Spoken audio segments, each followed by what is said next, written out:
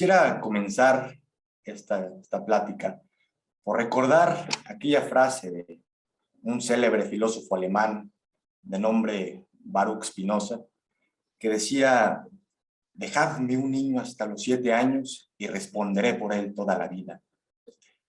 Veamos cómo una sola frase nos invita a reflexionar sobre la importancia de inculcar y proveer en las nuevas generaciones los valores, principios, conocimientos, pero sobre todo las herramientas que les serán de gran utilidad a lo largo de sus vidas. Formar a jóvenes íntegros, que sean capaces de resolver cualesquiera de las adversidades que la vida les hará enfrentar, sabiéndolas transformar en grandes y bellas oportunidades que los lleven a vivir una vida plena, que sean conscientes de que son seres realmente valiosos y que tienen un propósito y una misión en esta vida. Advirtiendo también que la esperanza de tener un mejor país se nos ha legado a los jóvenes, por lo que indiscutiblemente tenemos que estar preparados, primero para recibir y luego para llevar con firmeza las riendas de este país y llevarlo hasta donde se lo merece. Para demostrar que en México habemos también personas innovadoras, resilientes y emprendedoras, que eliminemos esa idea de que en México solo hay inseguridad y pobreza, que seamos nosotros una generación que haga el cambio, porque si bien es cierto que es muy difícil o casi imposible que una persona cambie a un país, pero lo que sí es posible es que una generación unida, en este caso nosotros los jóvenes, cambiemos a México. Muchas veces, cuando se habla del dinero, inmediatamente se relaciona con la avaricia, con el egoísmo, con la deshonestidad y con una serie de antivalores más. Esto es debido a un patrón sociocultural que se ha venido creando y heredando además durante las últimas décadas, que es producto, sí, de la desinformación, de la desconfianza, puede ser, pero sobre todo del rezago que hay en la educación en materia financiera.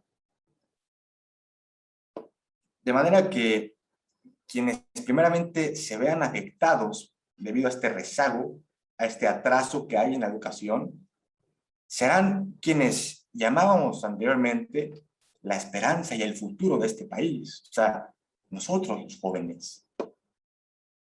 ¿Cuántos de nosotros no hemos crecido con la idea de que quien se interesa por el dinero se vuelve esclavo de él? De que entre más capital se acumule, mayores y más grandes problemas se habrán de enfrentar. Como estos, hay una serie más de mitos que no son más que eso, una serie de falacias. ¿Cómo es que podemos concebir que durante 9 años de nuestras vidas, durante la primaria y secundaria, 6 del primero, 3 del segundo, nos enseñen sobre la geografía, la literatura, la geografía, pero no nos enseñen sobre una asignatura, una materia, un estilo de vida, diría yo, que a todos y a cada uno de nosotros nos habrá de concernir en algún momento, independientemente de la profesión que cada quien decida desempeñar, porque dentro de ellas habrá un común denominador. Todos estaremos envueltos en el mundo financiero. Todos trabajaremos como lo hacen todos, buscando obtener una remuneración. Y para ello es que tenemos que saber sobre educación financiera. Porque pasamos una gran parte de nuestras vidas preparándonos para salir a buscar un empleo. Como lo decíamos, para obtener una remuneración a cambio de nuestro tiempo, de algún servicio que podamos ofertar, o de los conocimientos que hayamos podido adquirir durante nuestros años de estudio. Ciertamente un gran proceso que involucró una inversión tanto de tiempo como de dinero, de manera que sería una tristeza total que llegue aquel día en donde por fin hayamos llegado a ese sueño de conseguir un trabajo, pero no tengamos idea alguna sobre qué hacer con nuestro dinero, sobre cómo administrarlo. Por eso lo he dicho y ahora lo sostengo en esta plática. La impartición de temas de la educación financiera de ninguna manera es un intento, como muchos lo ven, de crear jóvenes con mentes capitalistas. No, no es así. La idea de impartir educación financiera es simplemente sentar las bases para saber administrar los recursos autogenerados con los que en algún momento de nuestras vidas nos veremos obligados a administrar. Y al hablar de la educación financiera, nos referimos a todo el conjunto de términos que la conforman, que si los comprendemos primero, después los adecuamos, buscamos la manera de adecuarlos a nuestra situación y los ponemos en práctica, lograremos sin lugar a dudas una buena y próspera salud financiera. Algo que muchas veces, y es normal que se nos dificulte, sobre todo cuando nuestras necesidades rebasan nuestra capacidad de satisfacerlas. Y llega el momento en donde pues ya no sabemos qué hacer, en donde nos damos cuenta que nuestro dinero, nuestro capital, es un recurso finito, limitado. Por eso es que debemos hacer una pausa, en donde reflexionemos con detenimiento cuáles son realmente necesidades y cuáles son simples deseos y caprichos. Porque como lo hemos visto, nos consta, son muy fáciles de confundir. Y confundirlos podría llegar a ser terrible, terrible. Podría causar hasta la quiebra personal, familiar. Por eso es muy importante ponderar entre ambos y los que no sean necesidades, simplemente dejarlas un rato a un lado, que esperen mientras nuestros ingresos aumentan, mientras nuestra capacidad por absolverlos es mayor. Por todo eso es que es muy importante, es importantísimo crear un presupuesto, en donde plasmemos en el papel nuestras metas, debiendo ser realistas y sinceros con nosotros mismos. Realizarlo, por supuesto, sin dejar de soñar, de creer que todo es posible. Porque me pregunto yo, ¿qué clase de personas seríamos si no lo hiciésemos así? Pero realizarlo también de acuerdo a nuestra situación económica real, considerando tanto nuestros ingresos como nuestros egresos. Dejar de especular y de imaginar cosas que no son realidad. Dejar de decir, posiblemente mañana me vaya a caer esto. No, hoy tienes esto y con esto haces tu presupuesto. Que seamos también conscientes de que en cualquier momento podría surgir alguna situación inesperada para la que no estemos ni mental, ni física, ni económicamente preparados. Sobre esto, ¿qué les puedo yo decir? La comenzamos a vivir hace 2 años. Una pandemia global, que por eso es pandemia, porque es de muchos lados, que según cifras del Banco Mundial, una de las instituciones financieras más importantes en todo el mundo, dijo que la pandemia conllevó a 150 millones de personas en situación de pobreza extrema. Adicionales, claro, a quienes ya lo estaban. Les pido que por favor lo reflexionemos, no solamente como un dato, que lo reflexionemos como lo que es en realidad. Imaginemos a 150 millones de familias que han tenido que decirle a los niños, hoy no hay para comer.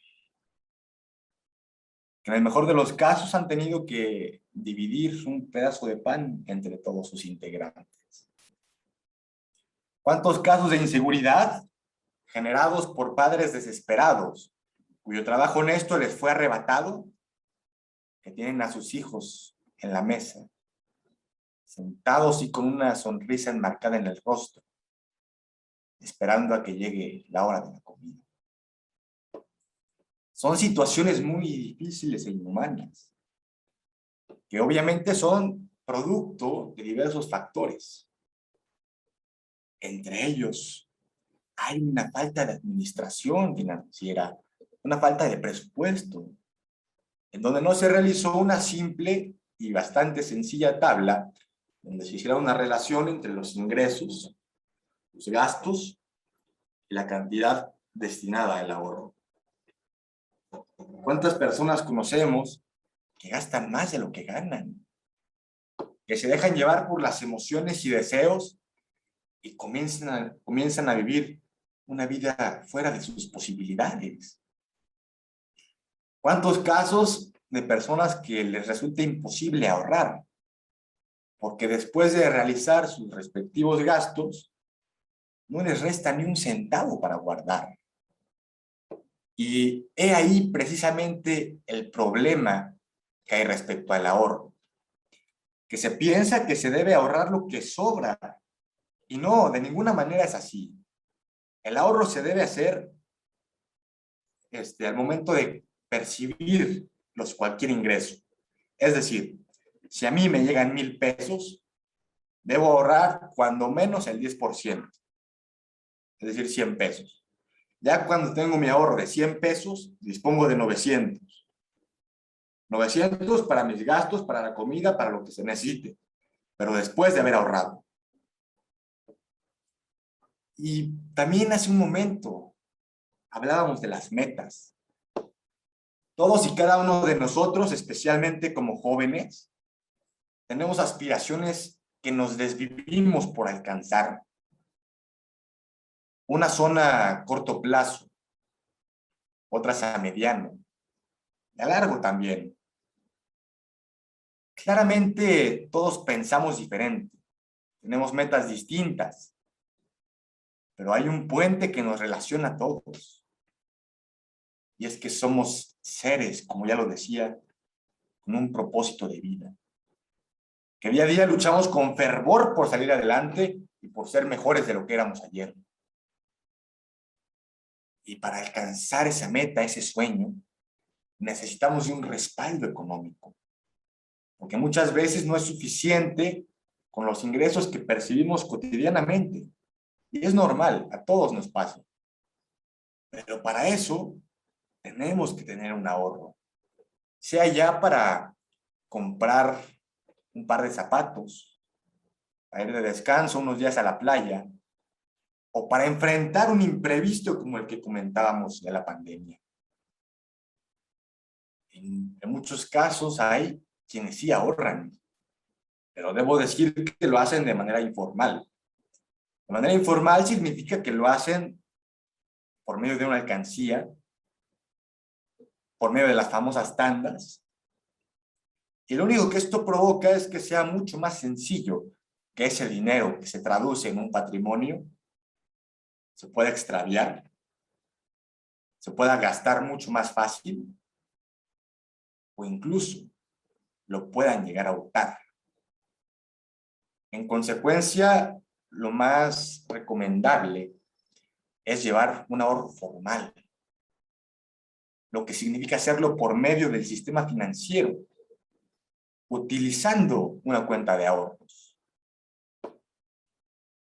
Mucha gente decide no tener una cuenta de ahorros por desconfianza, porque piensa que el banco va a empezar a jinetear su dinero y eso le provoca desconfianza. Bueno, puede que tenga razón, pero independientemente de eso, cuando ella decida disponer de su dinero, ahí va a estar. Debe de conocer que todo ahorro que está en una cuenta de banco está respaldado.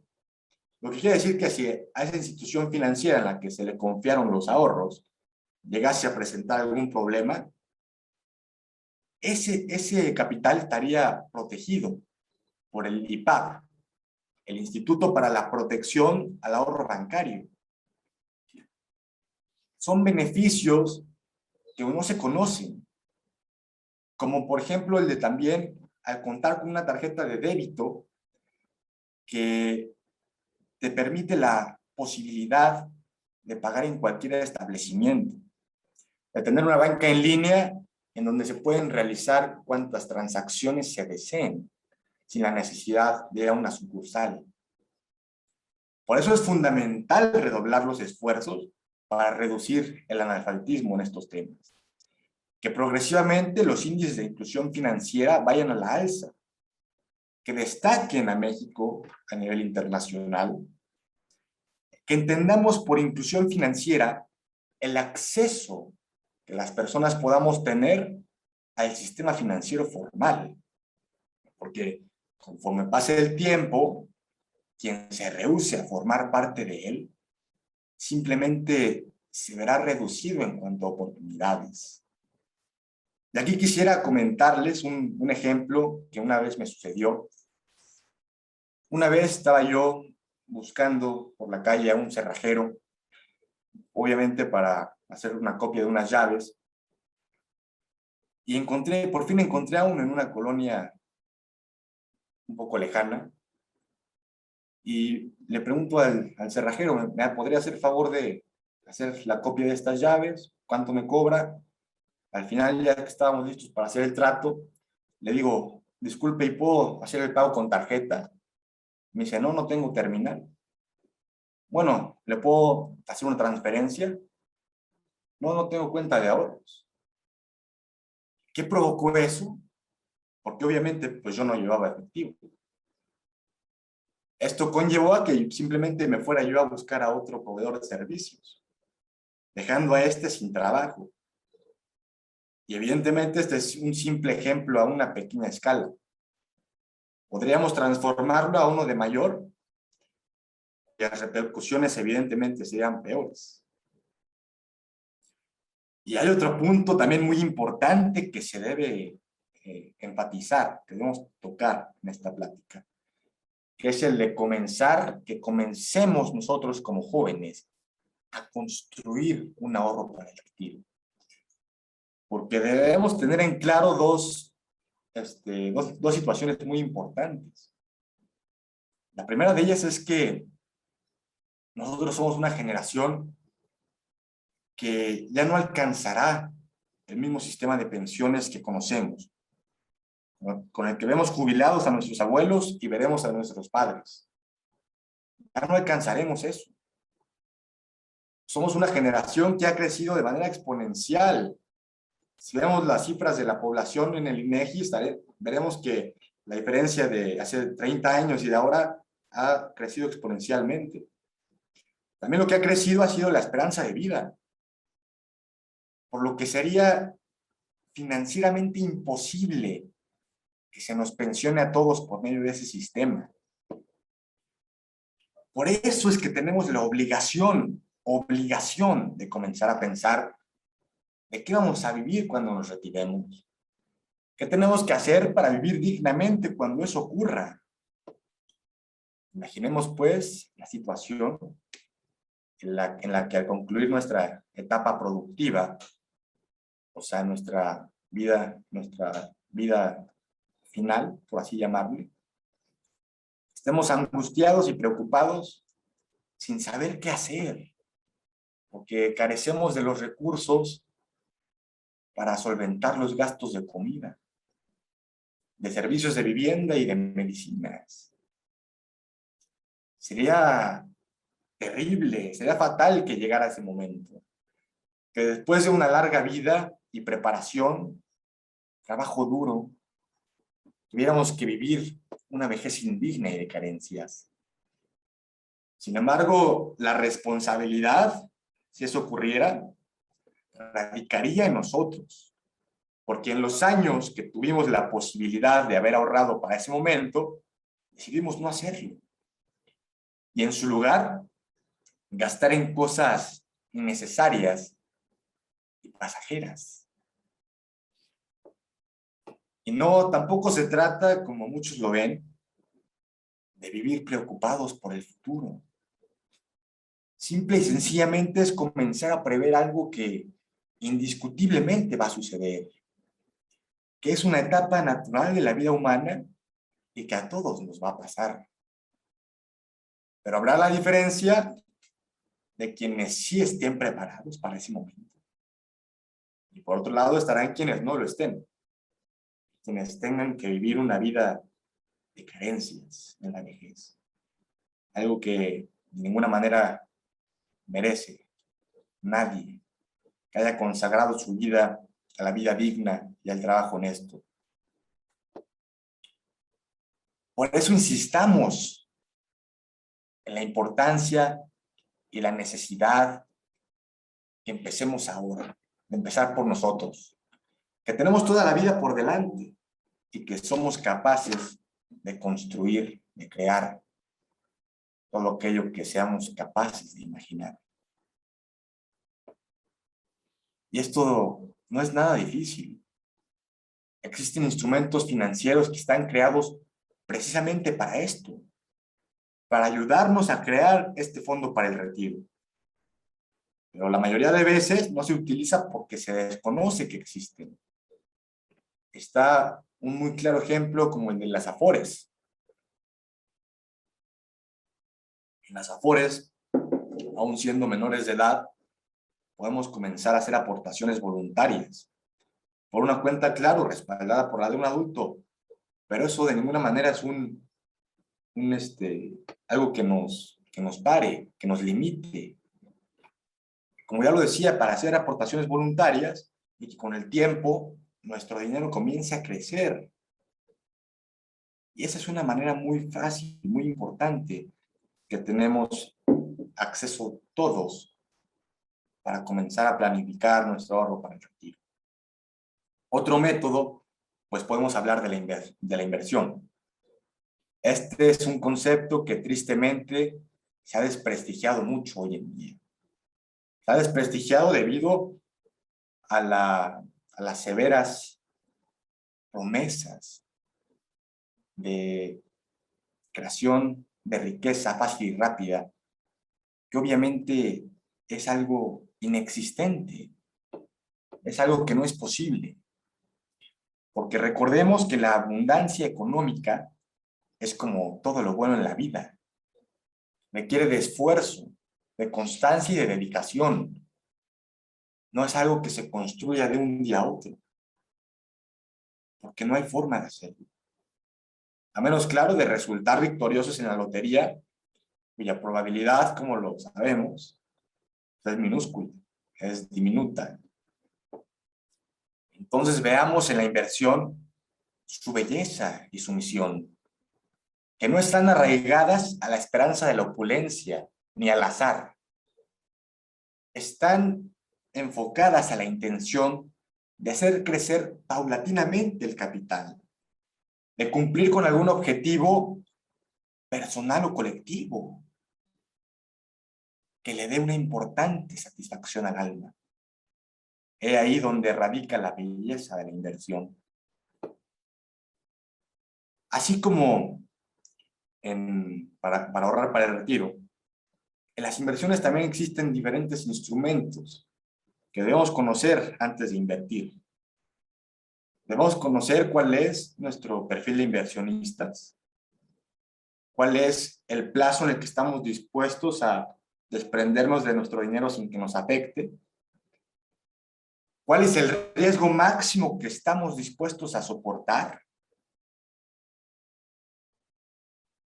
y cuánto interés, cuánta utilidad nos va a generar esa inversión. De manera sencilla, lo que significa esto.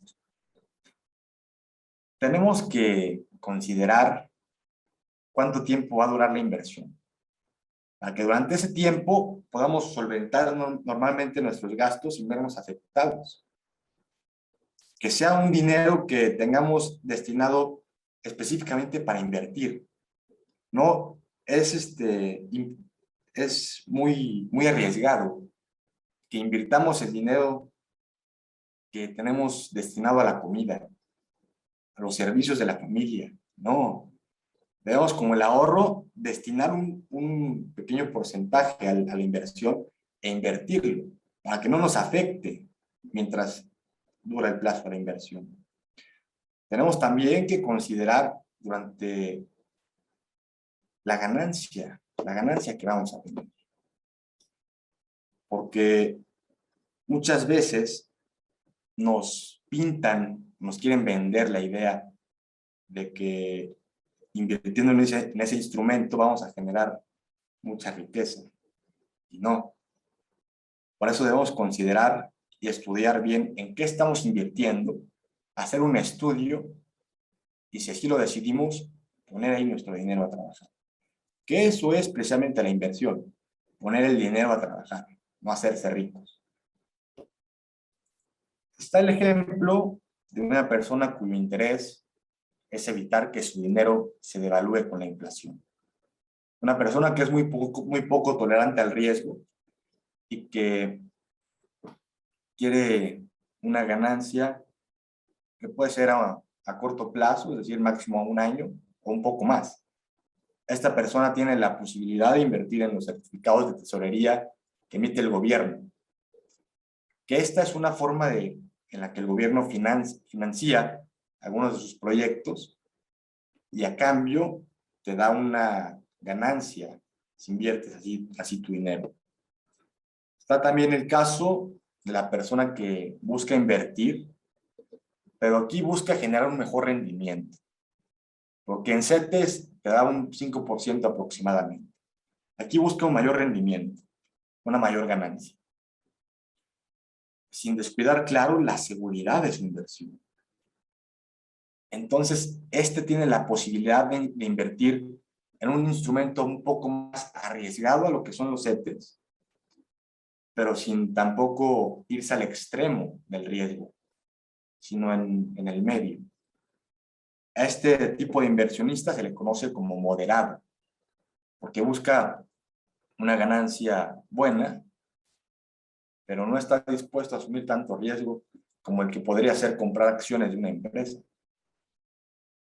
Y este tipo de inversionista que sí está dispuesto a hacerlo, se le conoce como arriesgado. Invierte su dinero en un instrumento y está dispuesto a aceptar pérdidas temporales a cambio de la posibilidad de obtener una mayor ganancia a un mayor tiempo. Todo esto se traduce muy bien con la frase que muchos probablemente han oído: a mayor riesgo, mayor ganancia. Y así como en las inversiones, el riesgo, como sabemos, es algo que está constantemente presente en muchas de las situaciones de la vida cotidiana.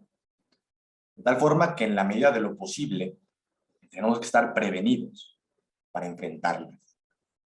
Esto se logra contando con un seguro. Un seguro, muchos han de decir, bueno, siendo jóvenes, ¿de qué me sirve un seguro? Pues un seguro sirve para cuando llegue aquel día en que nos tome por sorpresa alguna situación y que estemos preparados para proteger cada parte de nuestro patrimonio.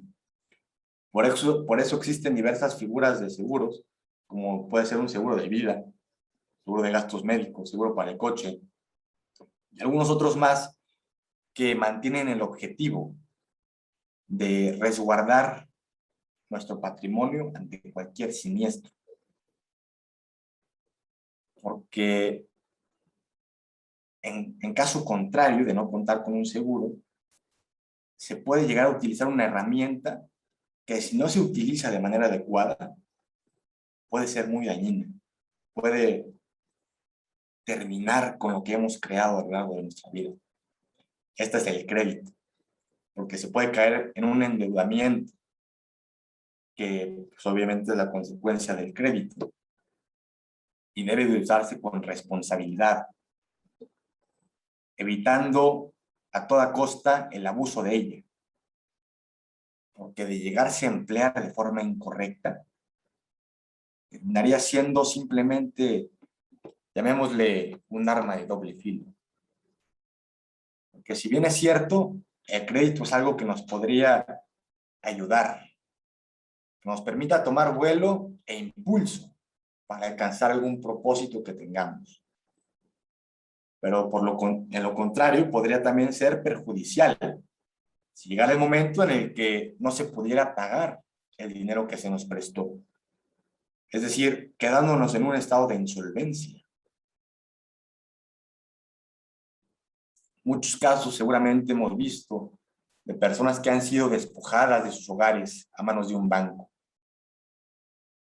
que a raíz de las llamadas de los despachos de cobranza, su salud ha perjudicado, se ha empeorado. Y a quienes no les ha arrebatado la vida. Por eso insisto en la importancia de utilizar el crédito con responsabilidad y con límites. En el caso de los jóvenes, bueno, ¿para qué usamos el crédito o para qué tenemos que usarlo? Pues alcanzando la mayoría de edad, debemos usarlo para comenzar a construir un historial crediticio. Para que el día de mañana, cuando deseemos solicitar un crédito, se nos facilite el conseguirlo. El crédito muchas veces lo queremos utilizar para conseguir una vivienda, sobre todo cuando formamos una familia. Y esto es algo muy importante que hay que tocar. Hay que ponderar si de verdad es necesario adquirir esa vivienda o si por lo mientras es mejor rentar y esperar a que se cuente con el dinero suficiente para entonces sí comprar una casa. Es muy importante tener en claro que lo mejor en lo que se puede utilizar el crédito es para adquirir activos, que dicho de manera sencilla es todo aquello que pone dinero en nuestras bolsas, evitando que sea para adquirir pasivos, que es todo lo contrario, es decir, que saque dinero de nuestros bolsillos. Como podemos ver, hay muchos posibles riesgos, peligros, que podrían ser evitados, controlados, si se contara con una adecuada educación financiera, que pueda ser también la base para comenzar un negocio y para que éste pueda prosperar con éxito, gracias a los conocimientos básicos que permitan su correcta administración. Y vista ya la relevancia de la educación financiera, es que vuelvo a aplaudir y con júbilo la iniciativa de la CONDUCEF por escolarizar la materia. Y ya tocado este punto, permítanme expresarles, contarles una experiencia propia que viví aproximadamente hace un año en el colegio al que asisto. Yo formulé un proyecto que buscaba implementar precisamente la educación financiera en la currícula, en el plan de estudios del colegio, y buscaba hacerlo de manera democrática. Es decir, presenté un video que explicaba su importancia y por qué los jóvenes debíamos de conocerla desde temprana edad. Lo proponía desde la primaria. Y ya después de ese video, presenté una encuesta que buscaba conocer la opinión que tenían los alumnos sobre la educación financiera después de haber visto el video. Resultado, de 138 encuestados, todos alumnos, 137 de diversas secciones, primaria, secundaria y preparatoria, 137 coincidieron en la necesidad y la importancia de que la educación financiera sea impartida. Es decir, esto ya no sería algo obligatorio como las matemáticas. No tengo nada en contra de las matemáticas, pero se nos está imponiendo. Esto será algo que nosotros mismos buscaríamos, que al entrar a las clases de educación financiera lo hiciéramos con gusto y pensando, desde luego, en nuestro futuro. Y esto ya no es solamente un sueño, ya es algo que se contempla en la legislación. En la nueva Ley General de Educación, en su artículo 30, en la fracción 14, menciona, y de manera textual, la obligación a la promoción del emprendimiento, el fomento a la cultura del ahorro y la educación financiera en los centros educativos. La educación financiera debe tomar en cuenta dos factores fundamentales. Debe infundir en las nuevas generaciones la importancia y la necesidad de generar cualquier recurso de forma ética y responsable. Que se sepa que de obtenerlo sin honestidad, además de repulsivo, sería pasajero. Y el segundo punto importantísimo también, que los jóvenes cobremos la conciencia de que necesitamos, ya no es por un gusto, que necesitamos emprender un negocio. Porque poco a poco y con celeridad, los empleos se van automatizando. De manera que quienes no alcancen a ingresar al mundo laboral, pues se verán excluidos. Y la única forma para solucionar ese problema, que a todos nos va a acontecer, es creando un emprendimiento, siendo fuentes de oportunidades y de empleos. Solo así lo lograremos. Veamos entonces la subrayada importancia que tiene el que contemos con la capacidad de innovar detectando áreas de oportunidad en el lugar que nos rodea, complementándolo con nuestros gustos y habilidades, y buscando siempre la manera de servir a la sociedad, de resolver algún problema que acontece a un grupo determinado de personas y resolverlo, de ser útiles, de servir a los demás. Por ello es que tenemos que actuar en consecuencia. Reaccionemos y comencemos a emprender, para que, como lo decíamos, lejos de tener que estar mendigando por trabajo, seamos quienes lo ofertemos, que nos convirtamos en fuentes de oportunidades para nuestra gente, para nosotros mismos, que seamos quienes, manteniendo el humanismo y nuestro sentido social, incursionemos en el mundo globalizado y compitamos con éxito y favorezcamos siempre a nuestro bello país. Que hagamos pues también hacer valer y de fondo el significado de ser mexicanos, que manteniendo el compromiso de defender nuestras ideas, convicciones, consideremos la pluralidad de opinión y pensamiento como un punto a favor, para complementar y enriquecer, no para competir ni dividir. Preparados todos para hacer frente a los retos del porvenir, luchando por un México en constante ascenso, con lo mejor que hay dentro de nosotros mismos, dispuestos a soñar y hasta lo imposible alcanzar, y unidos siempre, con el deseo de mostrar que la juventud, que hoy es esperanza, sea en el futuro el más brillante motivo del orgullo y de la grandeza de México. Muchas gracias y quedo a sus órdenes para cualquier pregunta.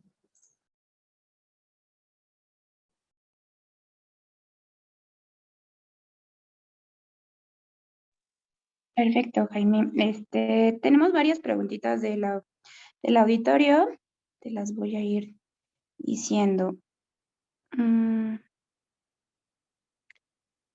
¿Cómo podemos empezar a indagar sobre la educación financiera? Nos pregunta Diana García. Diana, muchas gracias por tu pregunta. Hay muchas maneras de empezar a incursionar en el mundo de la educación financiera.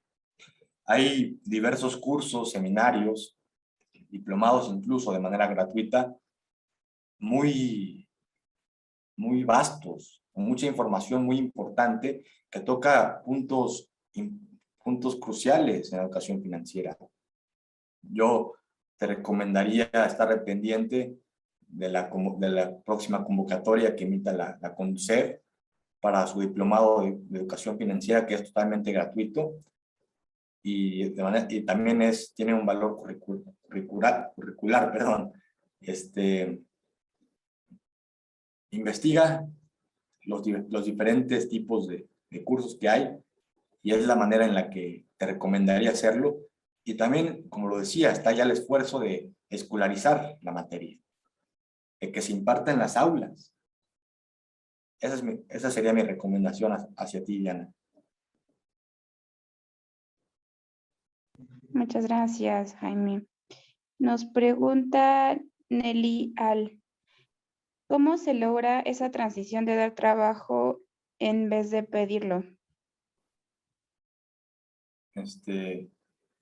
Bueno, entiendo por tu pregunta que te referías a la transición de dar trabajo en lugar de solicitarlo. Entonces, emprendiendo, te recomiendo que busques, yo siempre lo digo, algo en lo que seas buena, algo que te guste y que te apasione hacer. Una vez en cuenta eso, que busques la manera de que con tus habilidades puedas resolver un problema que acontece a un grupo determinado de la sociedad, que les puedas solucionar el problema, que les pueda servir. Y ya con eso, con ese anteproyecto listo, que busques la manera de hacerlo redituable, o sea, que te pueda dar dinero. Y eso ahí ya estarías conformando tu emprendimiento. Es lo que te recomendaría. Muchas gracias, Jaime. Bricia Cobos nos pregunta, ¿crees que sea mejor ahorrar por sí mismo o ponerlo dentro de un banco o Afore? Indiscutiblemente creo que es mejor hacerlo de manera formal por medio de un banco y también destinar una parte al Afore, pero teniendo en cuenta que el ahorro es para un plazo menor. Ya el Afore sería para el ahorro para el retiro, ¿no? Y es lo que te podría decir sobre esto. Muchas gracias. Cecilia nos pregunta, ¿qué fuentes de información son confiables y de fácil acceso para educarnos en el ámbito financiero para nosotros los jóvenes? Bueno, desde luego, te recomendaría las instituciones gubernamentales, como la CONDUCEF, la Secretaría de Hacienda y Crédito Público, la Asociación Mexicana de Instituciones de Seguros. Te recomendaría revisar sus páginas de internet y indagar un poco en ellas, navegar, algunos cursos, como ya lo decía, y ser autodidactas. Mientras no nos den las herramientas en el sistema escolar, ser autodidactas, hacerlo por cuenta propia, investigar en páginas, ver videos, ver cursos, todo eso. Muchas gracias, Jaime. Dominique nos pregunta, ¿qué consejos nos podrías dar para empezar a realizar un ahorro? Bueno, como consejo te podría dar que siempre al percibir algún capital, yo sé que muchos de ustedes, si no es que todos, reciben una beca por parte del gobierno. Yo les recomendaría que al menos un 10% lo ahorren. Y ya lo demás lo usen para sus gastos que deban de hacer. Pero como lo decía, siempre ahorrar antes de gastar. Si me dan 100 pesos, ahorro 10 y dispongo de 90. Ahorrar primero, por favor. Muchas gracias. Nelly nos pregunta, ¿qué recomienda para esas personas que no ahorran voluntariamente? Pues hacerlas entender del conflicto al que nos vamos a enfrentar. Hacerlas conscientes de que si no ahorramos, va a ser algo bastante perjudicial para nosotros mismos. Estaríamos yendo en contra de nuestro futuro. Les recomendaría simplemente hacerlos entender, darse cuenta de la importancia que tiene. Y les prometo que haciendo eso, ellos mismos serán los primeros en ponerse a investigar. Muchas gracias, Jaime. Areli nos pregunta, siendo menores de edad, ¿podemos tener un ahorro de manera formal propio? Por supuesto que sí. Hay muchos bancos que cuentan con la facilidad de sacar una tarjeta de débito eh, en la misma cuenta de la de sus padres, como una especie de vínculo a la tarjeta. De ahí puedes tener tu aplicación de banco, puedes ir al cajero, puedes hacer transacciones. Desde luego que se puede también invertir siendo menores de edad. Todo esto custodiado por una cuenta de un mayor de edad, ¿no? Pero eso no es un límite. Hay que hacerlo. Tenemos las herramientas para hacerlo, ya solo falta que lo hagamos. Muchas gracias. Cristian nos pregunta, ¿cuáles son las principales causas de esta falta de información y cómo podemos reducir esta problemática? Perdón, Estefanía, me perdí con otra pregunta que vi. ¿Me podrías hacer favor de repetirla? Sí. ¿Cuáles son las principales causas de esta falta de información y cómo podemos reducir esta problemática? Muchas gracias. Las principales causas son el modelo sociocultural que comentábamos al principio. Muchos de nosotros crecemos con la idea de que hablar de dinero es malo, de que quien se interesa por él es un ser eh, que no hay nada más que avaricia en él. Y es un modelo que se ha creado y se nos ha heredado. Y debemos de darnos cuenta y desprendernos de él. Debemos comenzar a estudiar por nuestra cuenta y, investigar, tomar cursos y todo eso. Muchas gracias, Jaime. Varela nos pregunta, ¿consideras que la economía actual de nuestro país está ligada por no tener una buena educación financiera desde temprana edad? Sí, muy buena pregunta, Varela. Desde luego, muchos dicen que para, para cambiar el mundo hay que cambiar primero uno. Y sí, si tuviéramos una mejor educación financiera, pues cada quien aportaría su granito de arena, de manera que esa sociedad que ya estaría favoreciendo se reflejaría en la economía de México. Se vería reflejado en el nivel internacional y México destacaría de otra manera, no como lo hace ahora. Muchas gracias. Sandra nos pregunta, en caso de tener ingresos no fijos y o bajos, ¿qué porcentaje recomiendas ahorrar del total? Siempre vamos a tener, Sandra, ingresos fijos y variables, sobre todo cuando se encarga uno de las ventas o es comisionista, pero por eso es que recomiendo que sea el 10%. Por eso no es una cantidad, digamos, 50 pesos, no, es del 10%. O sea, si te ganan 100, si te ganan 50, conforme a esa cantidad que te llegue, ahorrar el 10%. Si se puede el 20, fabuloso, pero con que sea el 10 sería un gran paso adelante.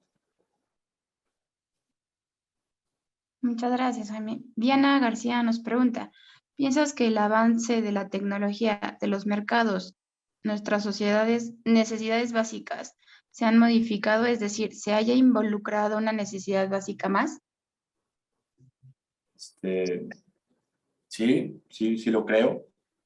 Por ejemplo, en la infancia de nuestros padres, sus necesidades eran otras. Ellos no se preocupaban por ponerle saldo al celular, no se preocupaban por invitar a la novia al cine. Tenían diferentes preocupaciones. Posiblemente ellos veían la manera en llevar a su novia a un café, ¿no? Pero definitivamente, conforme pasa el tiempo, las necesidades van cambiando, la tecnología va avanzando, las empresas van van teniendo más tecnología. Es parte de la vida, es parte del mundo, el avance, y hay que avanzar junto con él. Muchas gracias, Jaime. Nelly nos pregunta, ¿cuáles serían algunas alternativas para las pensiones en un futuro? Para las pensiones, Nelly, podrías comenzar a invertir. Podrías, si no quieres comenzar en el Afore, podrías primero determinar cuál es tu perfil de inversionista. Si eres conservadora, perdón, moderada o arriesgada. Todas se relacionan por el grado de riesgo que se está dispuesto a asumir. Entonces te recomendaría primero determinar en cuál estás e invertir en un instrumento conforme a tu perfil. Por ejemplo, si eres una inversionista conservadora, pues puedes invertir en CETES, en un fondo de inversión bancaria. Si eres un poco más moderada, puedes invertir en los ETFs, que ahora se conoce como fondo indexado en español, y simplemente es un conglomerado de acciones que forman un portafolio en el mercado de las acciones, vaya, y estarías comprando todo eso, muchas acciones de diferentes empresas, y con un pequeño porcentaje de cada una, de manera que si una llegase a tener algún problema, tendrías un respaldo de todos los demás. Ese es un instrumento que podrías usar si eres un moderado. Si eres arriesgada, pues podrías incursionar directamente en las acciones de una empresa o las criptomonedas, que ahora son muy famosas. Es una alternativa que te recomendaría en lugar de la Afore.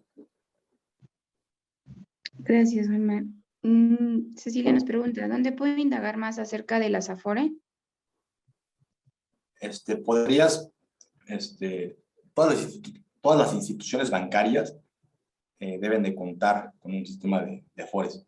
Entonces te recomiendo investigarlas, evaluar cuál te puede dar un mejor rendimiento y ya posicionarte en ella. Muchas gracias, Jaime. Nos preguntan mucho acerca sobre igual el ahorro formal e inversión, pero me parece que ya lo has estado comentando.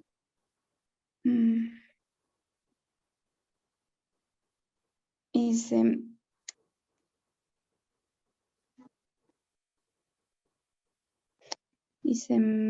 B23 Salas, ¿qué factores debemos tomar en cuenta para poder arriesgarnos con una inversión? Pues simplemente el tiempo en el que estás dispuesto a desprenderte de tu dinero, que no te vaya a afectar,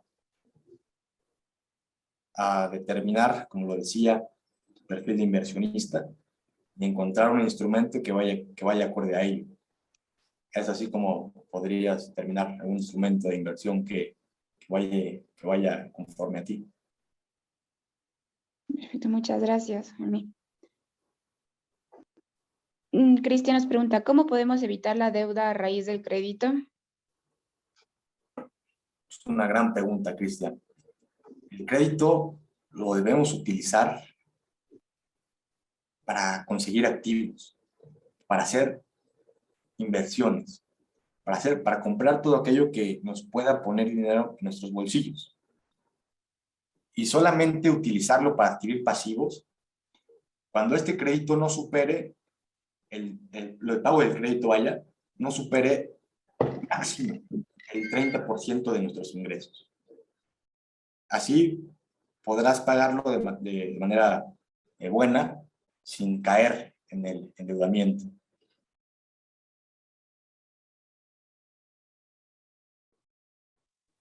Muchas gracias, Jaime. Permíteme tantito.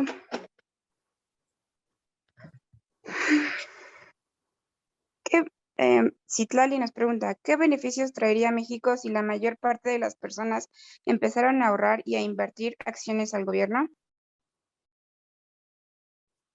A invertir acciones al gobierno. Bueno, Te voy a responder conforme a lo que entendí de tu pregunta. ¿Qué beneficios traería si comenzáramos a ahorrar y a invertir al país?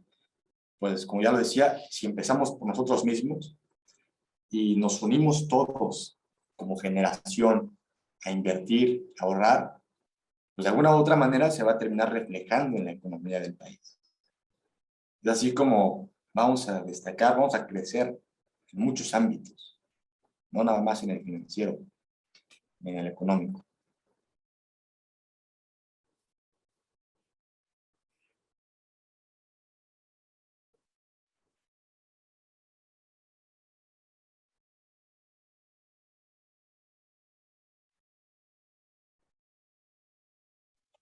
Gracias, Jaime. Vanessa nos pregunta, al inicio de la conferencia mencionaste que hay 150.000 personas en situación de pobreza extrema, adicionando a las que ya estaban. ¿Qué hacer o cómo ayudar a estas personas, ya que por lógica no tienen acceso a la educación financiera? En primer lugar, me disculpo si dije 150,000, son 150 millones en todo el mundo. Y evidentemente hay distintas herramientas que nos permiten tener acceso a la educación financiera, como puede ser pues, el Internet, una escuela. Hay mucha gente que no tiene el privilegio de asistir a un centro educativo. Entonces, la manera en la que podemos fomentar en ellos la cultura de la educación financiera es por medio de campañas que la promuevan. Se puede compartir con ellos libros, pláticas como estas. Precisamente la Semana Nacional de la Educación Financiera, este evento que estamos realizando ahorita, es un evento abierto a todo mexicano. Y normalmente pues se hace de manera presencial, lo que permite que mucha más gente tenga acceso a esta información. Muchísimas gracias, Jaime. Ya vamos con la última pregunta porque ya no tenemos mucho tiempo. Claro. Pero nos pregunta Bricia, ¿qué opinas de la frase "el pobre es pobre porque quiere"? Bricia, es una frase muy controversial. Yo de ninguna manera diría que el pobre es pobre porque quiere. Yo lo que diría es que todos tenemos las herramientas para sobresalir. Claramente hay quienes se les dificulta un poco más por la situación en la que están en ese momento, pero hay casos de éxito. Con ganas y determinación, todo es posible. Recordemos que somos capaces de crear y de alcanzar todo lo que seamos capaces de imaginar. Los invito, por favor, y me gustaría concluir invitándolos a nunca dejar de soñar ni de perseguir sus metas. Que nos caracterice eso como jóvenes, que nos haga destacar.